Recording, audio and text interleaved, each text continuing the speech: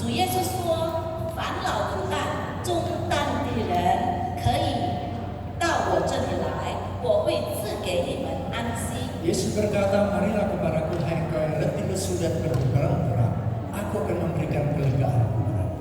Jadi damai sejahtera yang sesungguhnya hanya ada di dalam Yesus. 所以真正的平安只有在耶稣基督。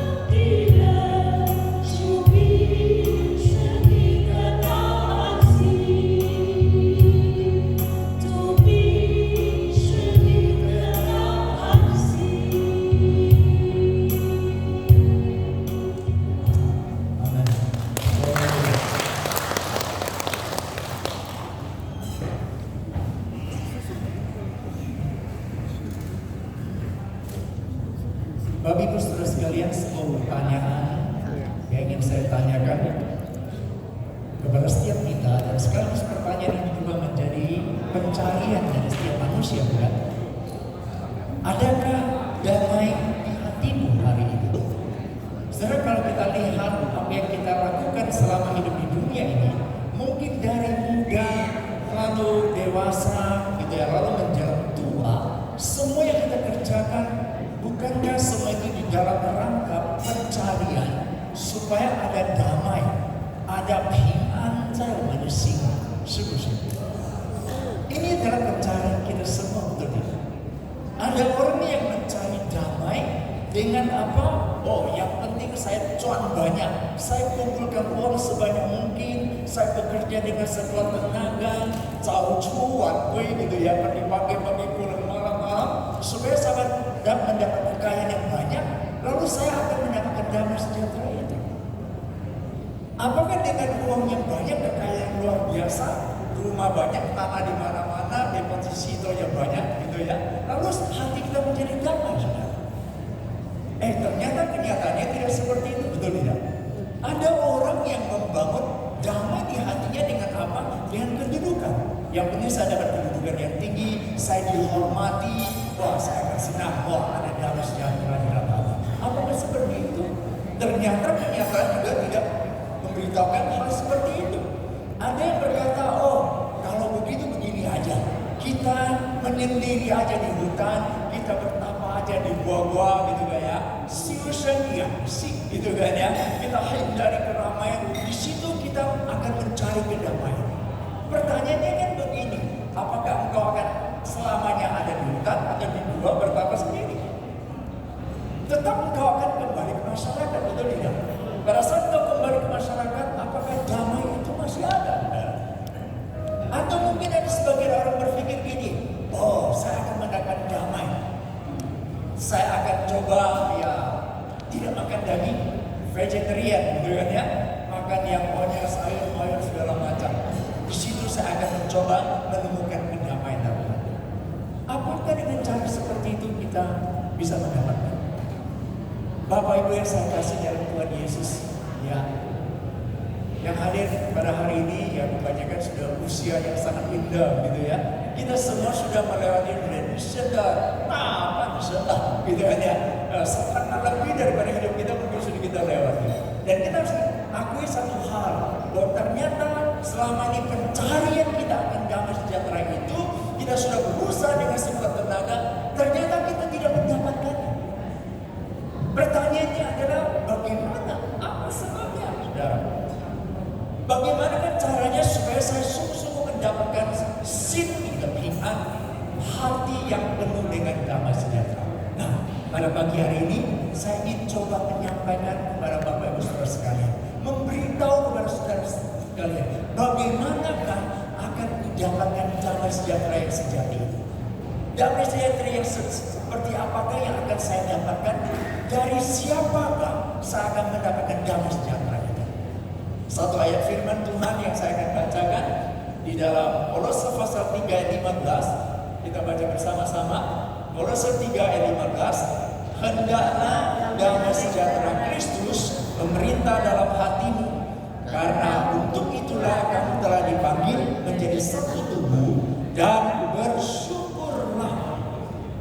Firman Tuhan ini mengatakan dengan jelas, hendaklah damai sejahtera siapa? Damai sejahtera Yesus Kristus memerintah dalam hatimu, karena untuk itulah kamu dipanggil menjadi satu tubuh dan bersyukurlah. Nah, istilah damai, ya, damai sejahtera itu dalam bahasa Alkitab erene, kan ya? Erene artinya apa? Lihat Bapak Ibu, suatu keadaan tenang, damai, sentosa, tanpa huru-hara, perang, gitu kan ya? Ada keharmonisan, keamanan, keselamatan, kemakmuran. Wah, indah betul itu ya, kata damai itu. Makin indah arti katanya sepertinya makin jauh dari hidup kita, gitu kan ya. Makin indah, makin jauh dari hati kita, gitu kan ya. Coba bayangkan ya, tidak ada huru-hara, damai, sentosa, gitu kan ya, harmonis. Itu arti dari kata eren. Nah, di dalam bahasa Ibrani, istilah yang sering kali kita pakai adalah shalom. Nah, kalau ke teman-teman gimana? Shalom, kan gitu kan ya. Shalom, artinya apa? Damai sejahtera. Artinya shalom alehi, gitu kan ya. Damai sejahtera bagimu. Gitu ya. Tapi begini loh, sementara kita ucapkan shalom, kita mendoakan supaya dia ada shalom, dia ada damai sejahtera bagi. Tapi tanpa tidak bisa kita pungkiri, di dalam hati kita berpikir, tak kala aku ucapkan shalom, damai sejahtera bagi kamu, itu doaku. Tapi jangan lupa juga doaku bagi diriku, betul gak? Saya harapkan kamu ada shalom, saya harapkan saya ada shalom. Sementara itu dalam hati kita ada berkecamuk, gitu kan ya. Ini pencarian saya, ini sumber hidup saya ingin dapatkan shalom itu. Tapi dari mana saya akan dapatkan itu? Minimal kalau kita mengucapkan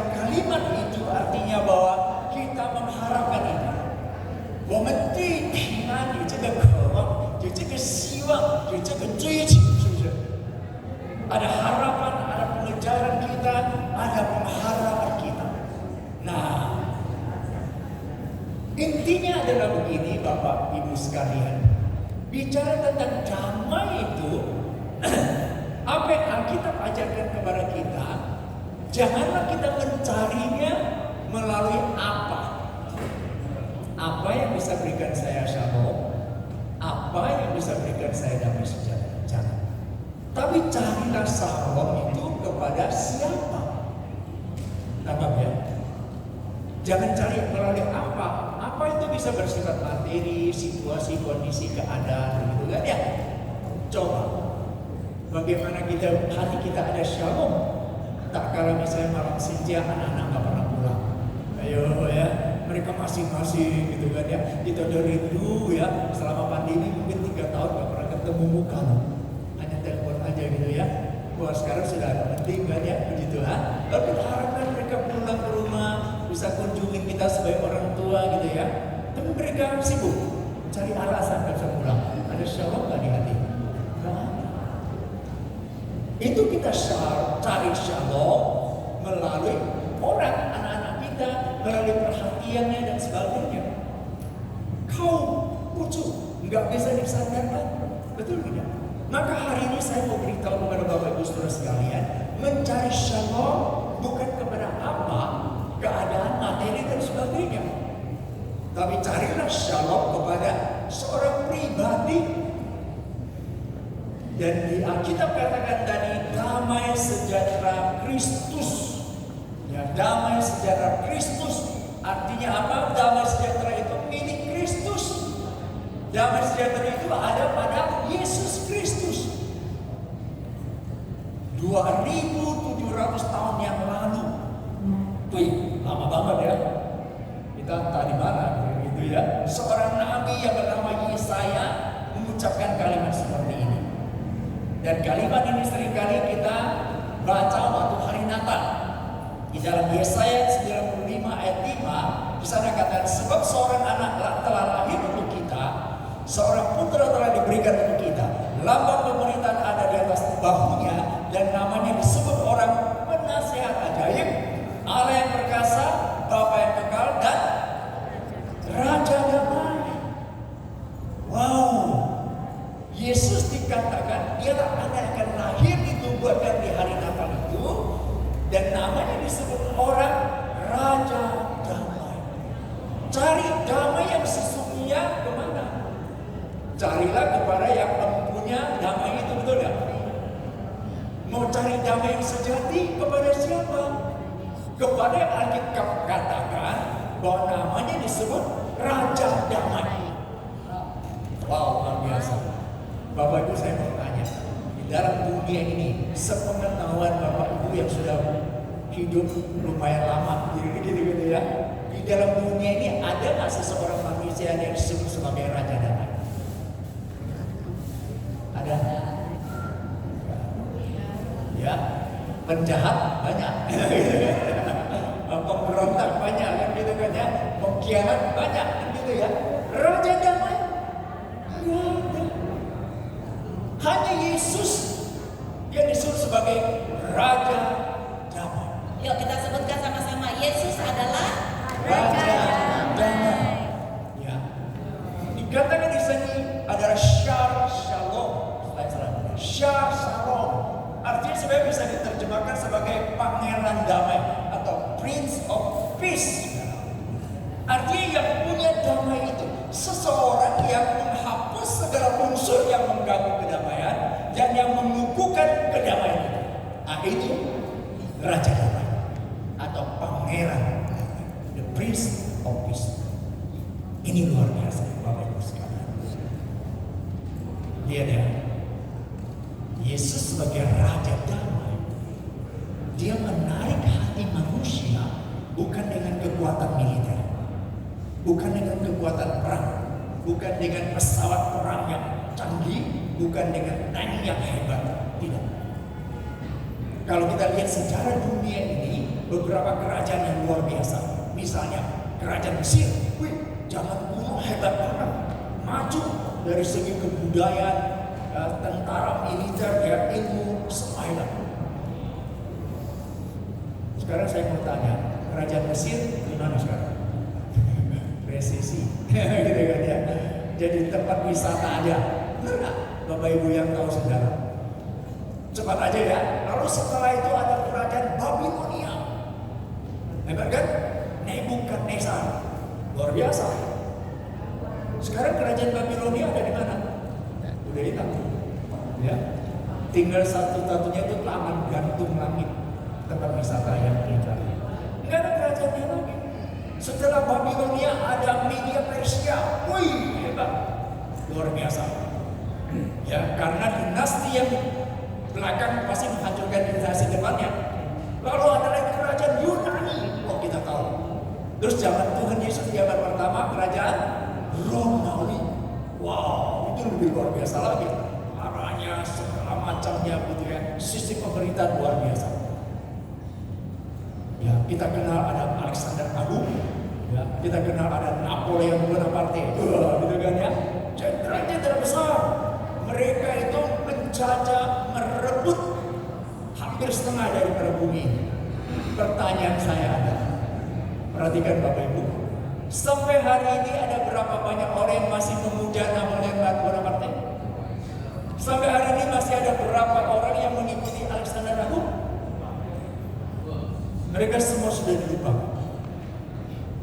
Namun saya mau bertanya, Yesus Kristus yang tanpa ada tentara satu, Yesus Kristus yang tidak punya kerajaan di atas muka bumi, nggak punya pemerintahan, bahkan tahta tidak ada.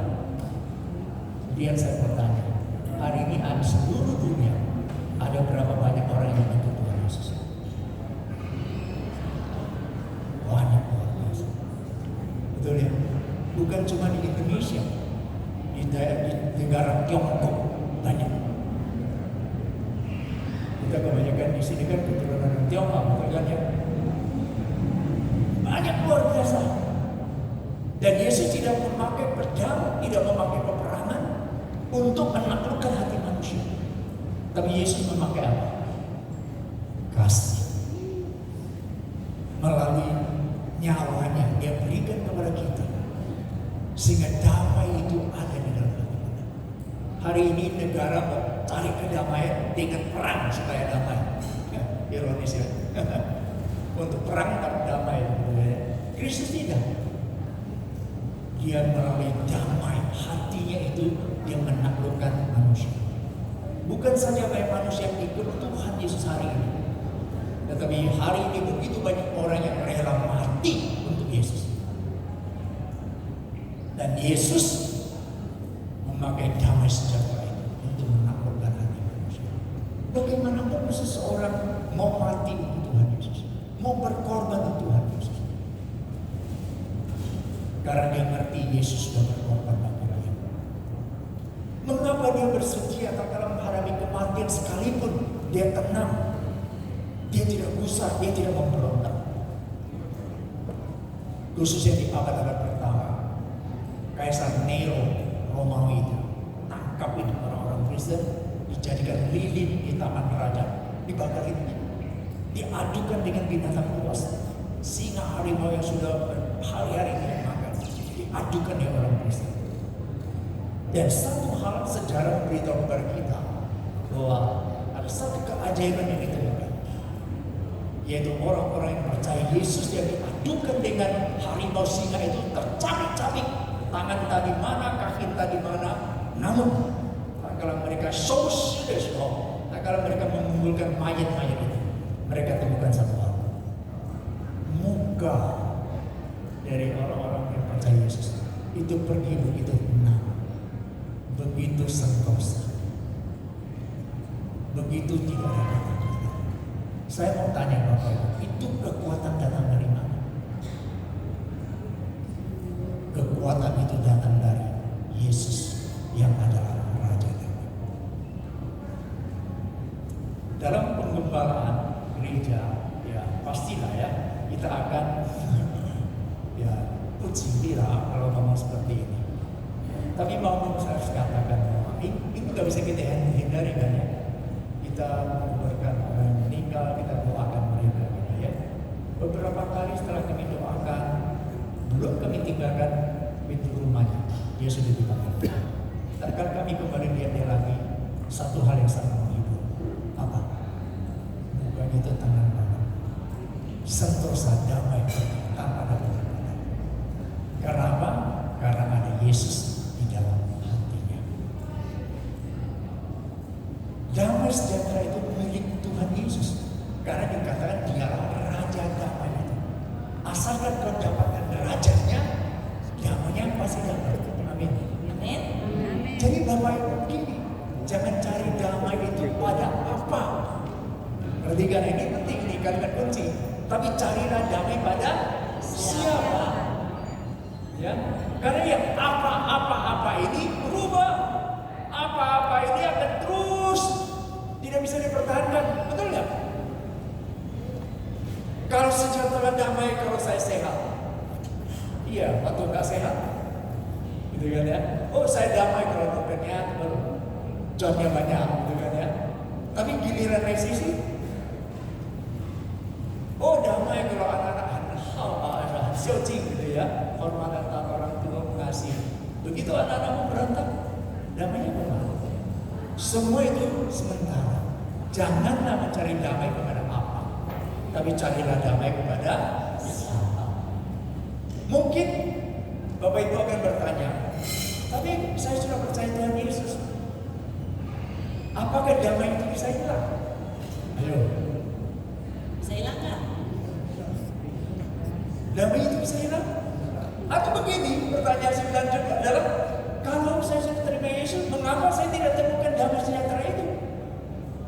Nah, hari ini saya mau bagikan 4 alasan dengan cepat. Perhatikan Bapak Ibu, 4 alasan tidak merasakan damai sejahtera. Karena apa? Yang pertama adalah, engkau sebenarnya belum memiliki damai yang sesungguhnya berasal dari Allah. Damai yang sejati, yang sesungguhnya dari Tuhan, engkau belum punya, maka engkau tidak merasakannya.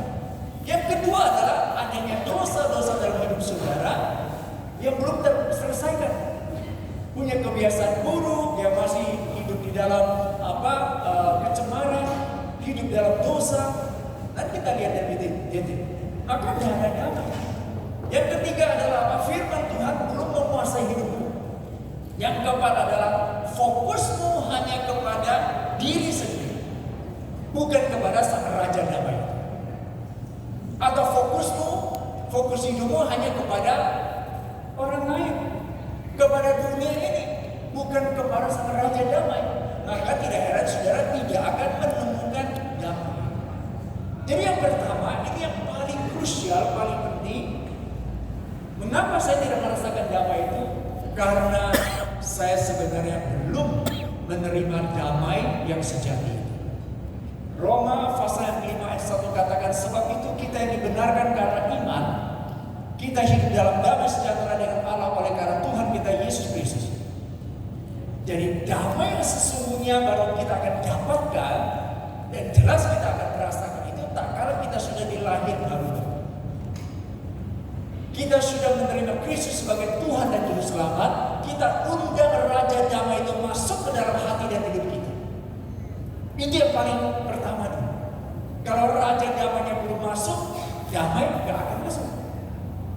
Maka tidak heran saudara tidak akan menemukan, merasakan damai sejahtera itu. Saudara akan mencari terus sampai akhir hidup saudara, damai itu tetap tidak akan menemukan. Karena alamatnya sama. Harusnya kita cari kepada Yesus Kristus. Jadi damai sejahtera atau perdamaian kita dengan Allah merupakan akibat dari pembenaran yang diterima melalui iman. Selanjutnya, damai sejahtera itu adalah ketentraman, ketenangan, kedamaian yang berasal dari kasih karunia Allah yang menyelamatkan. Ini yang paling dasar. Jadi hari ini Bapak Ibu, jika pertama kali mendengar berita ini, oh ternyata damai itu hanya ada di dalam Yesus Kristus. Selama ini saya salah carinya di apa? Harusnya cari kepada siapa? Maka saya mau katakan, datanglah kepada Tuhan Yesus. Dialah Raja damai. Dia akan memberikan damai sejahtera kepadamu. Yesus berkata gini, damai sejahteraku ku tinggalkan bagimu. Damai sejahteraku ku berikan kepadamu. Dan apa yang kuberikan tidak seperti yang diberikan oleh dunia kepadamu. Janganlah gelisah dan rendah hati. Perhatikan, Yesus berkata apa? Damai sejahteraku, bukan damai sejahteramu. Bukan damai sejahtera dia. Damai sejahteraku, kata Yesus, ku tinggalkan, ku berikan kepadamu. Karena dia punya, baru dia bisa berikan kepada kamu. Orang tidak mungkin bisa memberikan sesuatu kepada kamu yang dia tidak punya. Betul? Panggil cucu datang sini, ya, nenek kasih angpau, tapi kamu nggak ada duit, nggak bisa kan? Mungkin angpaunya tok, angpau kosong. Kita tidak mungkin memberikan sesuatu kepada orang lain yang kita nggak punya. Di tengah dunia ini, siapakah yang sungguh-sungguh memiliki damai yang sejahtera? Enggak ada, hanya Yesus. Maka dia berkata, damai sejahteraku kuberikan. Damai sejahteraku ku tinggalkan. Dia punya damai itu, maka dia bisa berikan untuk kepada kita. Dan Yesus berkata apa? Apa yang kuberikan berbeda, tidak seperti yang dunia berikan. Sesuatu yang berbeda, sesuatu yang kekal, sesuatu yang tidak mungkin dipengaruhi oleh suasana hati, oleh kondisi lingkungan. Ini rahasia, Bapak Ibu sekalian. Dapatkan damai sejahtera yang sejati di dalam Kristus, dan itu berbeda dengan dunia ini. Yohanes 16:33. Semuanya ini kukatakan kepadamu supaya kamu beroleh damai sejahtera dalam Aku. Dalam dunia kamu menderita penganiayaan, tapi kuatkanlah hatimu. Aku telah mengalahkan dunia. Kita semua menderita karena dunia ini, betul ya?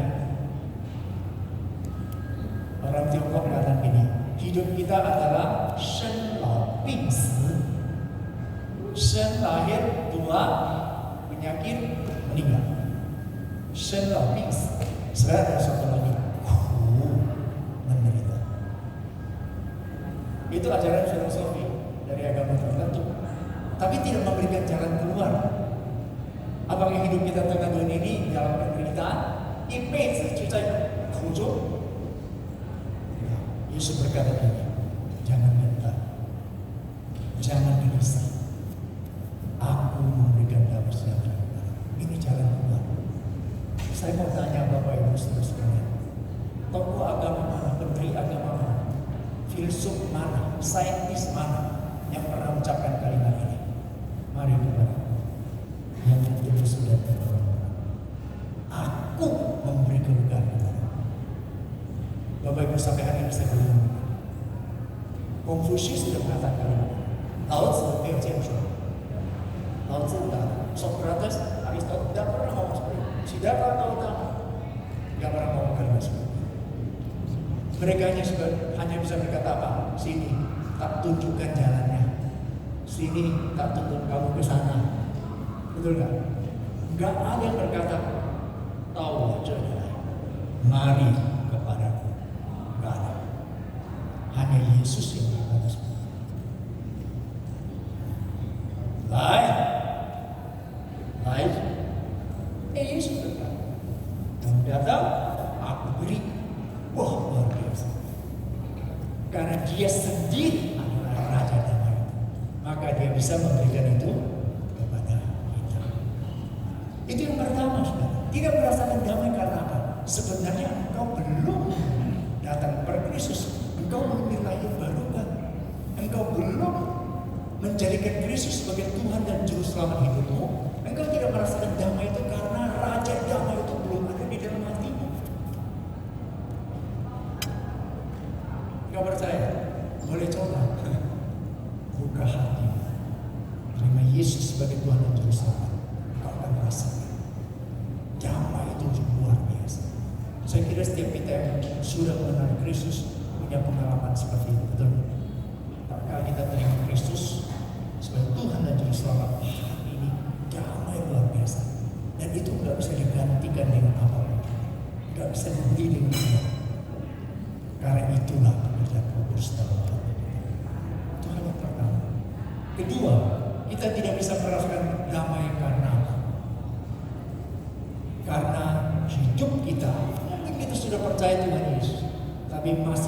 dosa yang belum dibereskan. Kita masih hidup di tengah-tengah dunia, masih ada daging, betul nggak?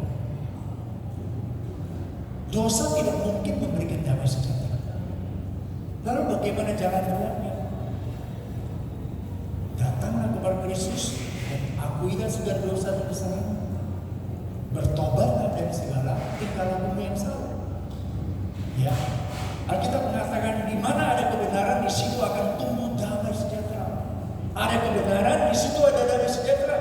Akibat dari kebenaran ialah ketenangan dan ketenteraman untuk selama-lamanya. Bagian yang kita baca Kolose 3:15 adalah secara konteks kita melihat itu adalah hidup manusia yang baru di dalam Kristus. Ya, di sana dikatakan bahwa hidup manusia yang baru adalah hidup yang lepas daripada segala sesuatu yang duniawi. Di dalam pasal 3 ayat 5 di sana katakan, jauhilah segala yang duniawi, percabulan, kenajisan, hawa nafsu, nafsu jahat, keserakahan, penyembahan berhala. Semuanya itu mendatangkan murka Allah. Bagaimana mungkin ada damai? Murka Allah turun kepada orang-orang seperti ini.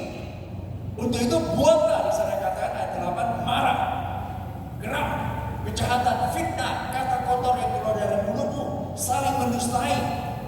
Itu semua manusia lama. Kalau semua itu masih kita lakukan, bagaimana mungkin ada damai di hati kita? Betul tidak? Tiap pagi bangun udah ngomel, gitu ya. Ini gak benar, itu gak benar, gitu kan ya. Mana ada damai di hati? Betul? Gak bisa baikan dengan tetangga, ribut dulu. Ada damai enggak?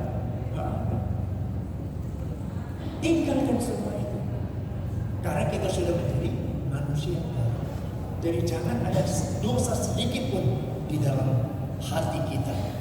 Hidup di dalam kebenaran Tuhan, sehingga damai itu ada dalam hati kita. Hal yang ketiga, alasan mengapa kita tidak merasakan damai itu, karena firman Tuhan tidak memerintah, memenuhi akan hidup kita. Ya, saya disetrap nih. Berdiri kelamaan.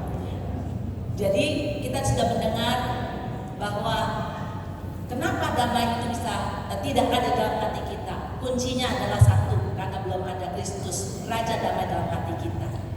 Yang kedua tadi katakan, kalau kita masih hidup di dalam dosa, maka damai itu tidak ada dalam kita. Karena dosa itu mengikat, dosa memperbudak, dosa membelenggu kita. Yang ketiga, bagaimana supaya damai itu ada dalam hati kita? Kuncinya adalah biarlah kita hidup di dalam firman. Amin. Banyak di antara kita, kenapa kita tidak ada damai sejahtera? Karena perkataan Yesus tidak ada dalam hati kita.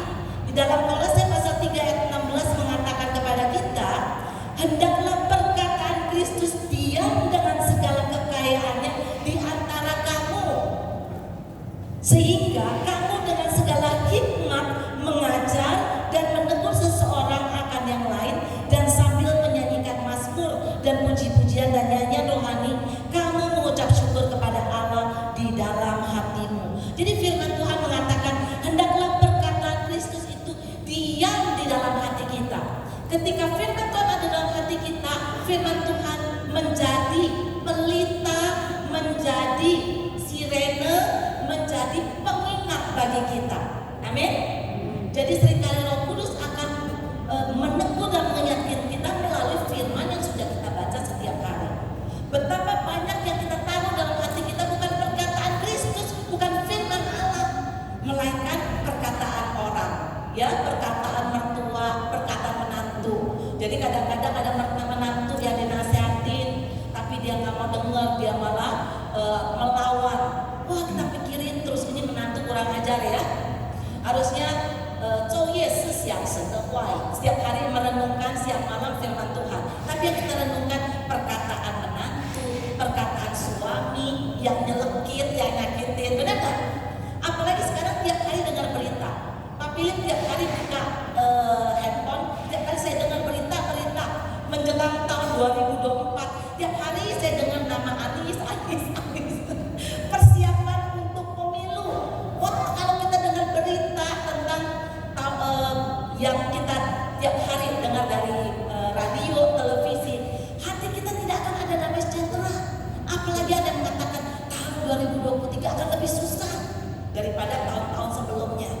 Waduh, makin mendengar banyak berita, kita sampaikan masukkan dalam hati.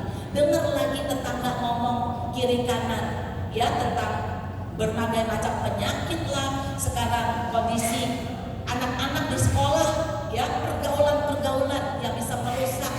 Anak-anak sekarang nggak mau belajar, tiap hari main gadget melulu. Waduh, berita-berita ini yang kita dengar, kita simpan dalam hati, kita tidak akan ada damai sejahtera. Tapi ketika kita taruh firman Tuhan di dalam hati kita, di dalam Kolose pasal 3, ya, mengatakan, mari kita pikirkanlah perkara-perkara yang di atas.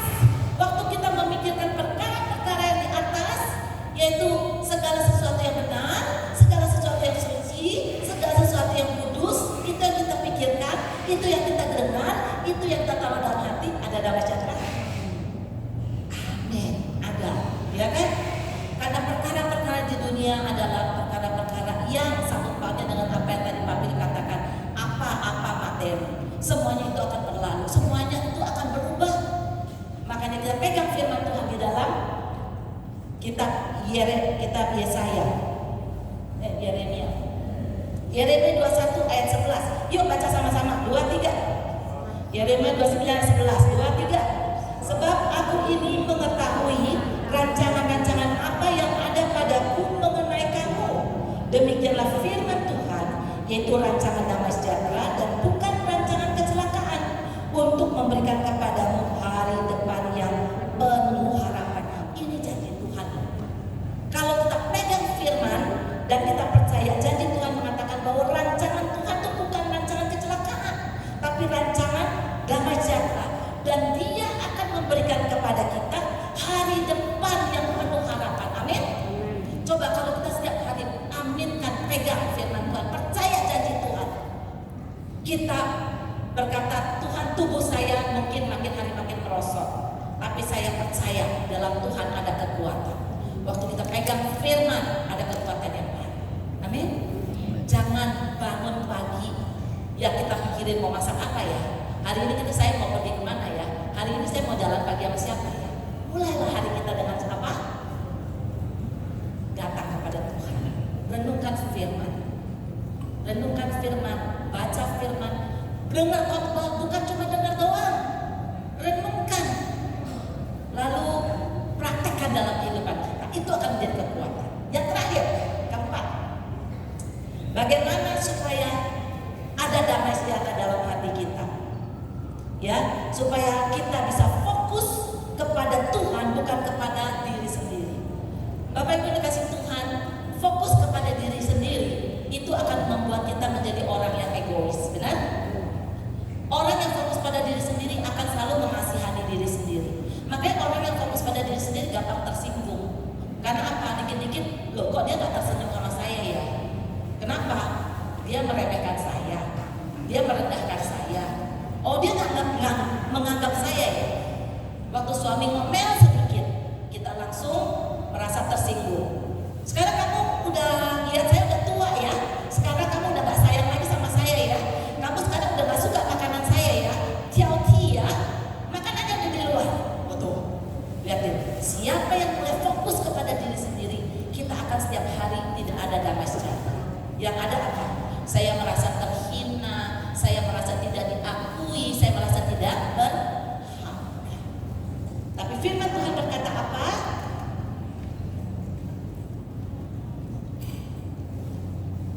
Tapi firman Tuhan berkata, hendaklah damai sejahtera Kristus memerintah dalam hatimu. Yuk kita baca sama-sama, ucapkan bersama, 2, 3. Hendaklah damai sejahtera Kristus memerintah dalam hatimu. Gimana supaya kita bisa alihkan fokus kita dari fokus ke saya menuju kepada Kristus? Kadang-kadang fokusnya bukan cuma ke diri sendiri, kita juga fokus kita kepada lingkungan. Ingat ceritanya Petrus? Waktu Petrus melihat Tuhan Yesus berjalan di atas air dan berkata, Guru, bolehkah aku juga datang kepadamu? Tuhan Yesus bilang, ayo ke sini.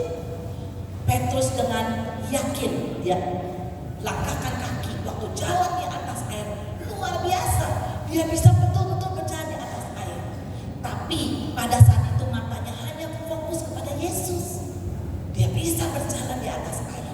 Tapi ketika matanya mulai beralih lihat kiri kanan, waktu dia merasakan tiupan angin, waktu dia melihat gelombang, waktu dia lihat ada percikan air kena mukanya, waktu fokusnya sudah tidak lagi pada Yesus, apa yang terjadi? Pelan-pelan dia mulai tenggelam. Akhirnya dia mulai berteriak, "Ciuminga!" Tuhan Yesus memarahi dia. Kenapa? Karena dia mulai fokus pada yang lain. Bapak Ibu dikasih Tuhan, adakah hari ini engkau fokus kepada hal-hal yang lain, tidak pada Yesus, sehingga engkau hatimu penuh dengan kekhawatiran, malam gak bisa tidur, tiap hari jantungnya deg-degan, ya darah tinggi naik, gula naik, kolesterol naik, ya kebanyakan makan cunyuk, ya. Tapi mari kita belajar. Apa artinya membiarkan Kristus memerintah dalam hati kita? Memerintah di dalam bahasa aslinya itu brabeo, yang artinya yang pertama menguasai, mengerahkan, mengontrol. Jadi sekarang siapa yang mengontrol hati kita? Kalau siapa yang memerintah dalam hati, mengontrol itu adalah mengambil alih, menuntut, memimpin. Selama ini kalau kita si aku kedagingan ini yang mengontrol, waktu Roh Kudus tegur, ayo bangun pagi baca firman, aduh males tidur lagi. Itu kita mengontrol. Tapi ketika kita mengizinkan Tuhan yang memimpin hidup kita, ya Tuhan yang berotoritas dalam hidup kita, kita baru punya kekuatan untuk mengalahkan kedagingan kita. Makanya di ayat di arti yang kedua, arti memerintah dikatakan biarkan Tuhan Yesus itu menjadi juri atau wasit yang menentukan pemenangan dan memberikan hadiah dalam perlombaan. Artinya apa? Dalam diri kita itu seringkali seperti ada si aku dan si saya. Kalau kita suka nonton film kartun ya, ada yang malaikat, ada yang iblis. Hati kita terus seringkali berperang, benar nggak? Ketika kita kalah kepada dosa, Roh Kudus, Tuhan Yesus itu menegur, mengingatkan kita, kamu salah. Dia menjadi juri dan wasit. Jadi adakah siapakah yang mengontrol? Siapakah yang mengontrol hidup kita? Kalau suamimu yang memerintah hidupmu, apapun yang dilakukan suamimu itu akan mempengaruhi damai sejahtera. Suamimu baik, suamimu kuai-kuai, ya, suamimu keai, ya, kamu akan merasa damai. Suamimu kaisi kewu, kaisi tauyen, ya, mulai menyebalkan, kamu kehilangan damai sejahtera. Mari tanya, apa yang memerintah hati kita? Siapa lagi yang memerintah? Uangmu kah? Waktu cuannya sedikit, tadi seperti Pak Philip katakan, waktu bisnismu mulai mengalami kesulitan, ya, toko sepi, pemasukan dikit, damai sejahteranya. Adakah anakmu yang memerintah hatimu? Waktu anakmu tidak kirimkan uang, Cynthia nggak datang, damai sejahtera. Tapi biarlah hari ini, apapun terjadi, dunia boleh berubah. Tapi ketika Yesus yang memerintah dalam hati kita, kondisi di luar tidak akan mempengaruhi damai sejahtera kita. Amin. Terakhir, hati. Apa artinya hati? Hati dalam bahasa aslinya itu adalah pusat. Hati merupakan pusat dari seluruh kepribadian manusia. Firman Tuhan mengatakan, berjaga-jaga dan waspadalah, jagalah hatimu, ya, karena dari situ terpancar kehidupan. Jadi apa yang ada dalam hati kita itu akan menentukan perasaan kita. Kalau hati kita penuh dengan kecurigaan, hati kita penuh dengan iri hati kita penuh dengan memegang kesalahan orang lain, tidak mau mengampuni orang lain, apa yang keluar dari mulut kita? Ya, kata-kata yang kasar, benar nggak? Hati kita menentukan apa yang keluar dari mulut kita. Hati kita menentukan perilaku kita. Hati kita menentukan sikap kita. Jadi jagalah hati kita dengan penuh kewaspadaan. Karena apa?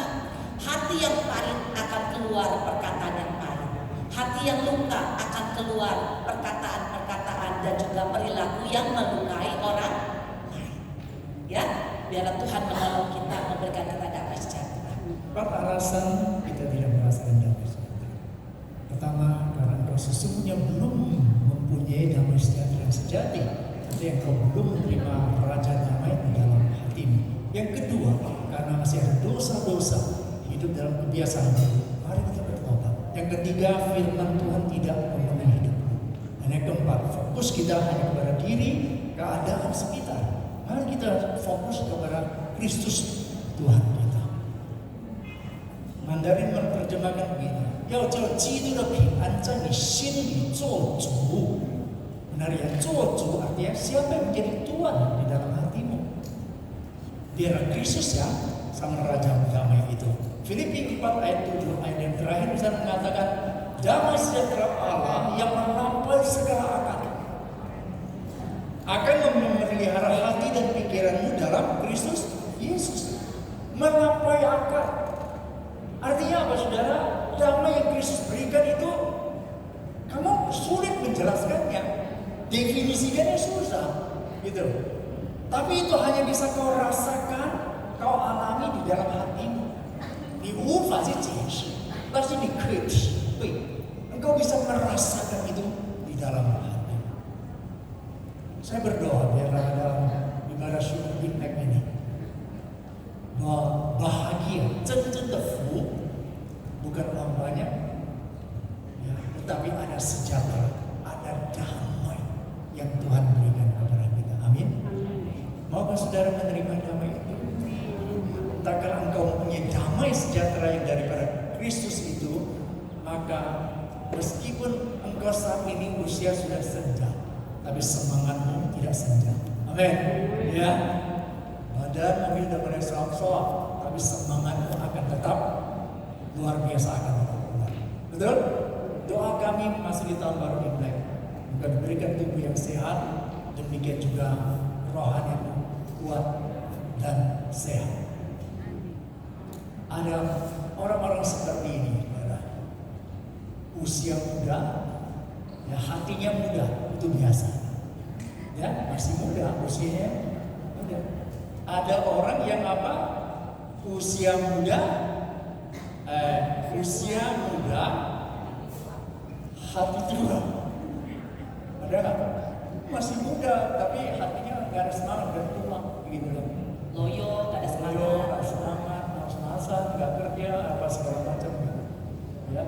Jadi seorang yang ketiga adalah usia tua, hatinya tua. Itu juga normal. Karena memang udah tua kan gitu kan ya. Yang nggak normal ini usia tua, hati nggak tua. Hatinya muda. Hati muda. Ya, jadi lausin pulau. Jangan sampai apa? Jadi pulau sinlau.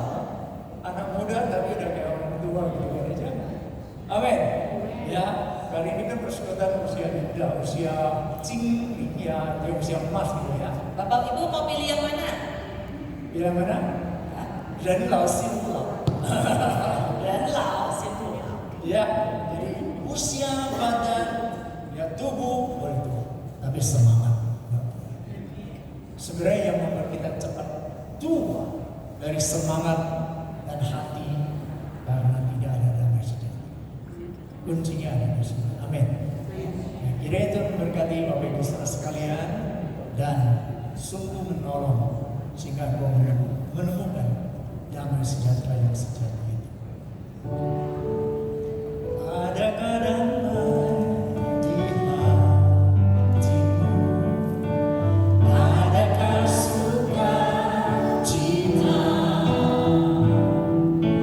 Izinkan Yesus Raja damai itu di hatimu berkata.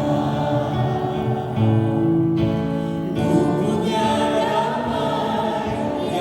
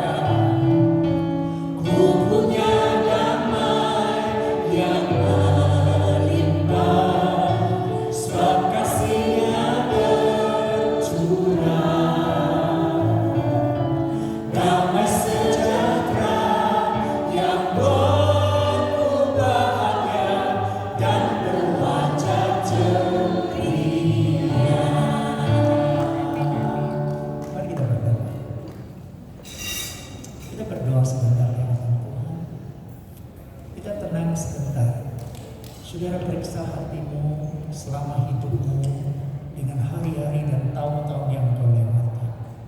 Sampai pada usia seperti sekarang, pernahkah engkau mengalami damai yang sungguh-sungguh dari Tuhan? Ataukah engkau masih mencari sampai pada hari ini? Firman Tuhan katakan Yesus adalah Sang Raja damai itu. Dia akan memberikan damai yang sesungguhnya yang tidak akan pernah dipengaruhi oleh apapun juga kepada saudara. Maukah engkau membuka hati? Undang Sang Raja damai itu masuk ke dalam hati. Biarkan dia memberikan damai yang sesungguhnya ke dalam hati. Berhenti pencarian saudara hari ini, karena engkau sudah menemukan Kristus Sang Raja damai. Maukah engkau buka hatimu dan terima Kristus sebagai Tuhan dan Juru Selamat dalam hidupmu? Dia adalah Sang Raja damai. Maka hidupmu akan berbeda. Damai yang Tuhan Kristus berikan berbeda dengan dunia ini. Gak akan terpengaruh dengan suasana hati, kondisi, lingkungan apapun yang terjadi. Karena ada kekekalan di dalam janji Tuhan. Yang kedua, mungkin selama ini kau sudah kenal Yesus, tetapi hidup dengan kegalauan, kekhawatiran, kesusahan, mungkin karena kondisi atau mungkin karena dosa-dosa yang ada. Maukah kau datang kepada Yesus yang berkata, ampuni saya, supaya disucikan dan biar hatiku dipenuhi dengan damai sejahtera. Saya mau berdoa buat Bapak, Ibu, saudara sekalian. Engkau tinggal buka hatimu dan kau responi firman Tuhan. Bapak, engkau melihat setiap hati yang terbuka. Sebagian dari Bapak Ibu yang kami kasih, mereka mungkin pertama kali mendengar Kristuslah Sang Raja damai. Kristuslah yang sanggup memberikan damai sejahtera kepada setiap kami manusia. Dan hari ini mereka buka hati mereka untuk terima Kristus Sang Raja damai di dalam hidup mereka. Biar saat ini juga engkau Tuhan masuk ke dalam hatinya, berikan damai sejahtera yang sejati itu di dalam hidupnya. Karena inilah janji Tuhan. Biar dalam ibadah syukur Imlek ini, Bapak Ibu yang kami kasih, menemukan bahagia, 寻找到真正的福， yaitu iman, yaitu damai sejahtera dalam hati. Terima kasih Tuhan juga Bapak Ibu Saudara, mulai hari ini semua mau hidup sesuai dengan kebenaran firman. Tidak hidup dalam kedagingan, di dalam dosa. Karena dosa akan menghancurkan kedamaian dalam hati. Mulai hari ini mereka mau jalan di dalam terang firman Tuhan. Fokus mereka kepada Kristus Sang Raja damai, bukan kepada apa yang ada di dunia ini. Terpujilah nama Tuhan. Engkau Allah yang mengasihi kami, turunkan berkat-Mu, bahagia sejahtera, damai yang sejati kepada setiap Bapak Ibu yang kami kasih pada pagi ini. Terima kasih Tuhan, ini doa kami. Demi nama Tuhan Yesus Sang Raja damai itu, kami panjatkan doa kami. Amin. Oke, terima kasih. Sekarang saya menyerahkan waktu untuk kur yang akan dinyanyikan oleh vokal grup atau kur Ovala. Saya persilakan.